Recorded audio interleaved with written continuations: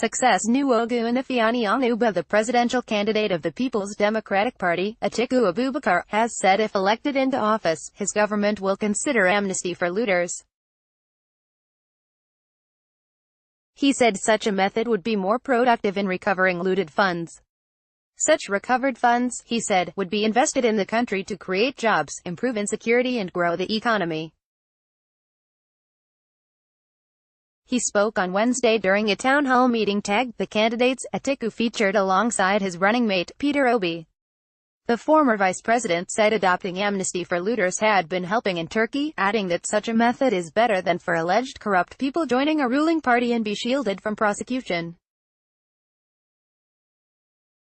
He said, "Why not? I give you an example of Turkey.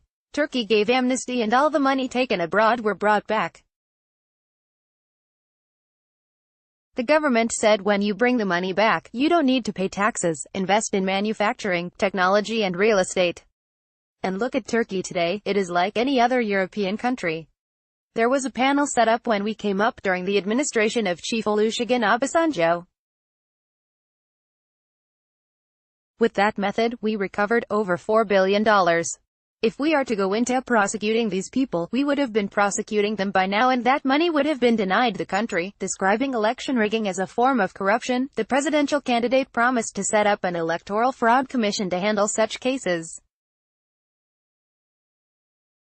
He said automation in the public sector would reduce corruption as technology would be used and personal contacts, which he said could provide an avenue for corruption.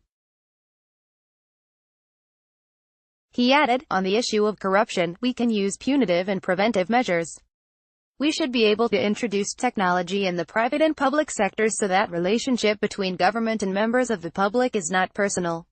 He also called for expeditious dispensation of justice, regretting that there is delay in justice delivery in the country. He said, there is too much delay in the judicial system.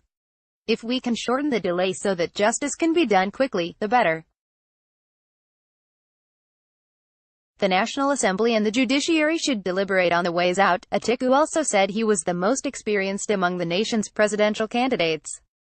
He, however, promised to accept defeat if he lost at the February 16 election, provided the election was adjudged free and fair. He lamented that the Northeast, Northwest and North Central regions were facing insurgency while it was only the Northeast that had Boko Haram challenged when the Muhammadu Buhari-led All Progressives Congress government came into power. He said during the PDP government, the country's gross domestic product was growing at 6%, while it currently stood at about 2%. Obi agreed with Atiku that adopting amnesty for looters would be more productive and less problematic as it would help the government recover looted funds than engaging in prosecution that might last for a long time. He said, is it not better to have an amnesty to bring money and use the money to create jobs than for looters to join another party and it becomes a safe haven and you can keep the money? Copyright Punch, all rights reserved. This material, and other digital content on this website, may not be reproduced, published, broadcast, rewritten or redistributed in whole or in part without prior express written permission from Punch.